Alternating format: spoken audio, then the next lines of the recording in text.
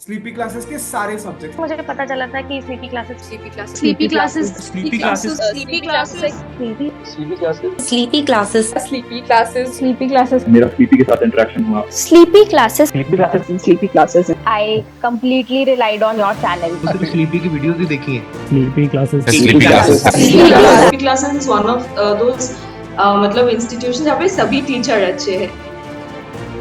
नमस्कार दोस्तों, मेरा नाम सुरभि श्रीवास्तव है। मेरे इस साल सिविल सर्विस एग्जामिनेशन में 56 रैंक प्राप्त हुई है। ये मेरा थर्ड अटेम्प्ट था। फर्स्ट अटेम्प्ट जो मैंने 2021 में दिया था उसमें मेरा प्रीलिम्स क्वालिफाई नहीं हुआ था। उसमें कट ऑफ अराउंड 87 गया था और मेरे 80 मार्क्स थे। उसके बाद दो अटेम्प्ट मैंने, ये थर्ड अटेम्प्ट था, इसके सेकेंड अटेम्प्ट में मैं इंटरव्यू तक पहुंची थी, जिसमें फाइनल जो लिस्ट है उसमें मेरा 14 मार्क्स से रुक गया था फाइनल सिलेक्शन। एंड इस अटेम्प्ट में मेरी 56 रैंक मिली है मुझे। तो प्रिपरेशन, जनरल प्रिपरेशन के बारे में बात करें तो प्रिपरेशन मैंने मई 2020 से स्टार्ट किया था अपना। और प्रीलिम्स, जैसे हम प्रीलिम्स स्पेसिफिक स्ट्रैटेजी अगर डिस्कस करें स्पेसिफिकली, तो जिन एस्पिरेंट्स का फॉर एग्जांपल पहले कभी प्रीलिम्स क्वालिफाई नहीं हुआ है या उनका फर्स्ट अटेम्प्ट, फॉर एग्जांपल अगर आप अभी से प्रिपरेशन जून से स्टार्ट कर रहे हैं और आपको 2025 में अपना फर्स्ट अटेम्प्ट देना है, तो बहुत बार ये क्वेश्चन आता है कि हमें प्रीलिम्स के लिए स्पेसिफिक प्रिपरेशन कब स्टार्ट करनी चाहिए। तो मेरे सजेशन से अगर आपका पहले कभी नहीं क्वालिफाई हुआ है तो आपको 4 to 5 मंथ्स मेरे हिसाब से देना चाहिए, considering the nature of examination. अभी थोड़ा जो कहेंगे डिफ़िकल्टी लेवल बढ़ गई है प्रीलिम्स स्टेज की, both in GS as well as CSAT, तो हमें उसको कंसिडरेबल अमाउंट ऑफ टाइम देना चाहिए। तो ये एक बात हो गई कि कब स्टार्ट करनी चाहिए। अब इसके बाद नेक्स्ट है कि हमें मतलब कैसे उस पर फोकस करना चाहिए, प्रीलिम्स स्पेसिफिक हमें क्या क्या चीज़ों पे ध्यान रखना चाहिए। तो अपने एक्सपीरियंस से कंसिडरिंग मेरा एक बार नहीं क्लियर हुआ है, दूसरे दोनों अटेम्प्ट में मेरा एक ठीक ठाक मार्जिन से क्लियर हुआ है। सेकेंड अटेम्प्ट में मेरे 106 मार्क्स थे और थर्ड अटेम्प्ट में मेरे 96 मार्क्स थे, जिसमें मेरा फॉरेस्ट क्लियर हुआ था दोनों में।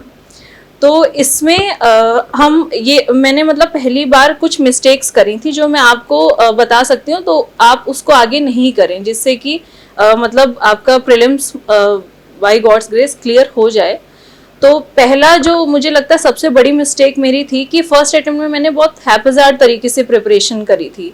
तो मेरा रिवीजन का कोई प्रॉपर स्ट्रैटेजी नहीं थी, कोई मैंने प्रीवियस ईयर क्वेश्चन ठीक से नहीं दिया था। तो रिवीजन का आप प्लान बहुत अच्छे से बनाएं। इसके लिए जैसे सेकेंड अटेम्प्ट में मैंने क्या किया था कि मैंने एक टेस्ट सीरीज ज्वाइन करी थी, around I think December and से स्टार्ट हुआ था टेस्ट सीरीज, और उसके हिसाब से ही मैंने अपना रिवीजन प्लान बनाया था। तो आप भी चाहें तो कोई किसी भी इंस्टीट्यूट की जो है टेस्ट सीरीज ले लें, उसके हिसाब से अपना रिवीजन जो है प्लान बना लें। देखें कि उसमें 2-3 बार जो है आपका रिवीजन कवर हो जाए, 2 या 3 या 4 बार मैक्सिमम जितना रिवीजन है, क्योंकि प्रीलिम्स स्टेज पे आपको मतलब मेमोराइज होनी चीज़ें जो हैं और आप रिलेट कर पाएँ, तो उसके लिए कन्फ्यूजन रिड्यूस हो जाएगा तभी जब आप रिवीजन ज़्यादा से ज़्यादा करेंगे। अपार्ट फ्रॉम दिस, सेकेंड चीज़ जो बहुत इंपॉर्टेंट है प्रीलिम्स स्टेज पे, वो है आपका प्रीवियस ईयर क्वेश्चंस। तो फर्स्ट अटेम्प्ट में अगेन मैंने प्रीवियस ईयर क्वेश्चन पे उतना फोकस नहीं किया था, और प्रीवियस ईयर क्वेश्चन मैंने for the sake of it दिए थे, उसमें मैंने मतलब देखा नहीं था क्या मेरे वीक एरियाज रह रहे हैं। तो सेकेंड अटेम्प्ट में अगेन प्रीवियस ईयर क्वेश्चन पे मैंने बहुत अच्छे से, मतलब लगभग मृणाल सर की जो एक बुक आती है प्रीवियस ईयर क्वेश्चन की, तो उसको मैंने कवर किया था। और इसमें आप एक चीज़ ये, मतलब मैं अपनी तरफ से एक ये सजेशन और दे सकती हूँ आपको कि जैसे प्रीवियस ईयर क्वेश्चन जब आप कर रहे हैं तो जस्ट ये नहीं है कि जैसे क्वेश्चन आ गया आपने उसको टिक कर दिया, उसके अलावा जो हमारे एमसीक्यू में ऑप्शंस गलत हैं उसको भी आप एक बार देखो। उसमें भी जैसे फॉर एग्जांपल एंशिएंट या मिडिवल हिस्ट्री में या फिर इकोनॉमी में कोई टर्म ऐसा आ रहा है कि आपको वो टर्म नहीं पता है, तो आपको उसको छोड़ना नहीं है, आपको उसको गूगल सर्च करके एक बार देखना है कि हो सकता है नेक्स्ट मतलब जब आप पेपर दें तो उसको किसी ना किसी तरीके से किसी स्टेटमेंट के फॉर्म में दे दिया जाए। तो ये एक एडिशनल चीज़ जो है आप PYQ से भी कर सकते हैं।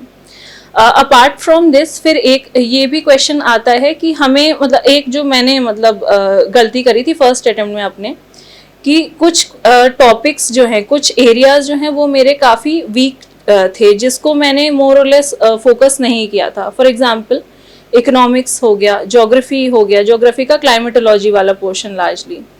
तो इसमें सेकेंड अटेम्प्ट में मुझे मतलब समझ में आ गया था कि यहाँ पे मेरा कॉन्सेप्चुअल अंडरस्टैंडिंग जो है वो वीक चल रही है, तो मुझे इस पे फोकस करना बहुत ज़रूरी है। तो आप ये देख लीजिए कि आपका कोई ऐसे सब्जेक्ट्स तो नहीं रह रहे हैं जहाँ पे आपकी कॉन्सेप्चुअल अंडरस्टैंडिंग वीक है, या फिर आपको वो चीज़, वो टॉपिक ही नहीं समझ में आया, तो वहाँ पे आप फोकस ज़रूर करिए।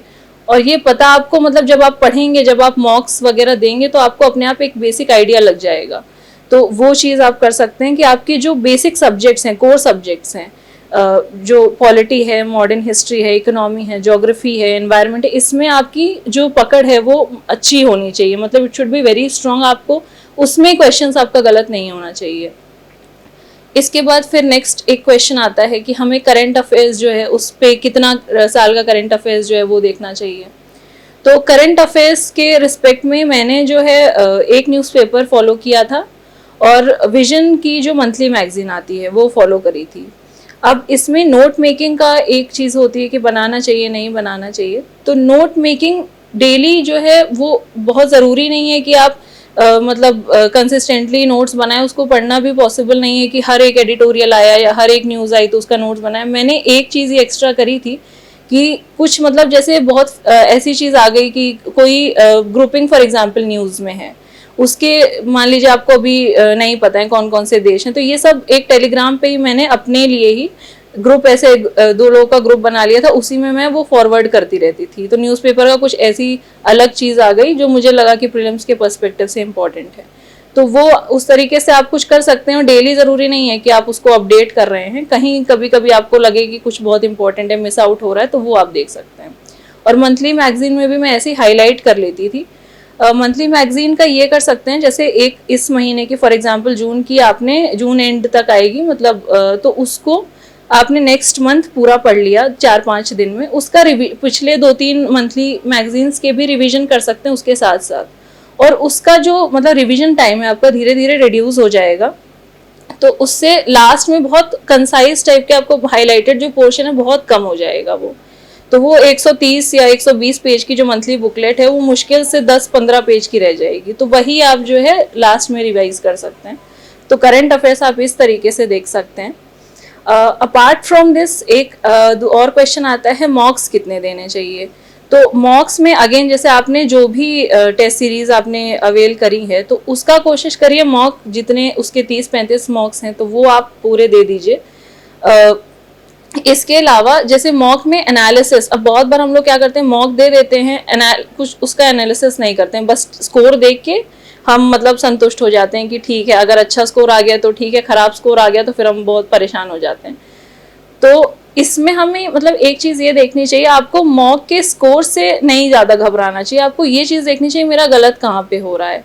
जैसे कोई अब बहुत बार क्या होगा, पेपर ऐसा बन जाएगा, सेट हो जाएगा कि आपको बहुत फैक्चुअल टाइप का होगा, वैसा यूपीएससी शायद नहीं भी पूछेगी, लेकिन कभी कभी ऐसे कॉन्सेप्चुअल क्वेश्चन आएंगे, इकोनॉमिक्स का कोई बेसिक रेपो रेट पे क्वेश्चन, इन्फ्लेशन पे क्वेश्चन आपने गलत कर दिया, तो वो गलती नहीं होनी चाहिए। तो मॉक से आपको ये देखना है कि इस तरीके की गलतियां आपकी नहीं हो रही हैं, इन्फ्लेशन हो गया या ज्योग्राफी में क्लाइमेटोलॉजी का कोई आ गया, इस तरीके की गलतियां आप अवॉइड करें। तो वो मॉक से जितना मॉक देंगे उसको एनालिसिस करेंगे उसका, तो ये आपका रिड्यूस हो जाएगा, जो फाइनल एग्जाम में आपके प्रॉब्लम नहीं आएगी। स्लीपी क्लासेस के सारे सब्जेक्ट मुझे पता चला था कि sleepy classes Sleepy classes. Sleepy classes Sleepy classes. CB classes sleepy classes मेरा सीबी के साथ इंटरेक्शन हुआ। Sleepy classes sleepy classes I completely relied on your channel. सिर्फ स्लीपी की वीडियोस ही देखी है। Sleepy classes Sleepy classes is one of those मतलब institution जहाँ पे सभी टीचर अच्छे हैं। फिर फाइनली एक जो प्रीलिम्स में मतलब लास्ट में ultimately it is the game of confidence आपका, और जितना आप अपना स्ट्रेस मैनेज कर ले रहे हैं, तो उसमें एक चीज़ ये है कि एक दिन पहले कोशिश करनी चाहिए कि बहुत ज़्यादा मतलब पढ़ने की कोशिश अवॉइड करना चाहिए, क्योंकि जितना हम देखते हैं, मेरे साथ तो ऐसा होता था कि एक दिन पहले अब अगर बहुत सारी चीज़ें आप लेके बैठ जाएंगे तो फिर आपको लगेगा मैंने कुछ पढ़ा नहीं है, बार बार दिमाग में ऐसे आता है कि मैं सब भूल रही हूँ, बट वो भूलता कुछ नहीं है, सबकॉन्शियसली वो आपका पूरा जो 1-1.5 साल जितना साल का पढ़ा हुआ है वो रहता है दिमाग में। तो एक चीज़ वो रहनी चाहिए। दूसरी चीज़ एक जो मेरा अपना एक्सपीरियंस है कि बहुत बार ये होता है कि प्रीलिम्स जब हम देते हैं तो एक रात पहले नींद नहीं आती है, हो सकता है पूरी रात नींद नहीं है। लोग कहते हैं कि 6 घंटे 7 घंटे सोना चाहिए, वो अच्छी चीज़ है, बट बाई चांस अगर आपके साथ ऐसा हो रहा है कि मान लीजिए नहीं नींद आई, तो उसमें बहुत बहुत ज़्यादा स्ट्रेस नहीं लेना चाहिए।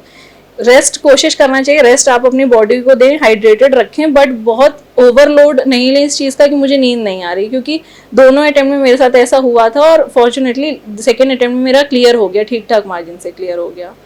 तो एक चीज़ जो मैंने मिस कर दिया इसमें कि सी सैट, हाँ सी सैट जो है अभी देखेंगे जैसे कट ऑफ बहुत गिर गया है, इस बार 75 हो गया है कट ऑफ, तो वो एक मेजर रीज़न सी सैट भी रहा है क्योंकि उसका डिफ़िकल्टी भी बढ़ गया है। तो उसको हमको बिल्कुल भी मतलब इग्नोर नहीं करना है, चाहे मतलब हमारा जो भी बैकग्राउंड है, तो कोशिश करना है 2-3 महीने मतलब 1 महीने भी आप फोकस्ड होकर सी सैट के लिए ज़रूर देख लें, प्रीवियस ईयर क्वेश्चंस देख लें, कुछ बेसिक टाइप के क्वेश्चंस हैं, कॉम्प्रिहेंशन कोशिश करें कि मतलब कॉम्प्रिहेंशन जो प्रीवियस ईयर क्वेश्चंस में पूछे गए हैं तो उसको लगाने की कोशिश करें, उसके आंसर्स यूपीएससी की से ही एक बार देखें, तो वो एक चीज़ कर सकते हैं। मैथ्स में भी आप कुछ बुक्स आती हैं, स्पेसिफिक कोर्सेज भी अब शायद आने लगे हैं, तो अगर आपको लग रहा है कि सी सैट वीक चल रहा है तो उसको बिल्कुल भी मतलब आपको ऐसे स्कोप नहीं देना है कि सी सैट की वजह से कहीं प्रॉब्लम आ जाए, क्योंकि बहुत छोटे मार्जिन से भी मिस हो जाता है तो वो एक मतलब बहुत बड़ा ब्लंडर, एक पूरा साल चला जाता है,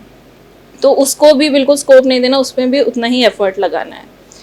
और बाकी at the end of the day मतलब कॉन्फिडेंस रख के एग्जामिनेशन हॉल में जाना है, जितना मतलब हमने पढ़ा है 1 साल में 2 साल में, और बाकी भगवान पे विश्वास रखना है, ट्रस्ट रखना है कि मतलब हमारा लक भी काम करेगा जब हमने इतनी मेहनत करी है। बाकी ऑल द बेस्ट सभी को प्रीलिम्स के लिए, for the upcoming prelims as well, तो थैंक यू सो मच।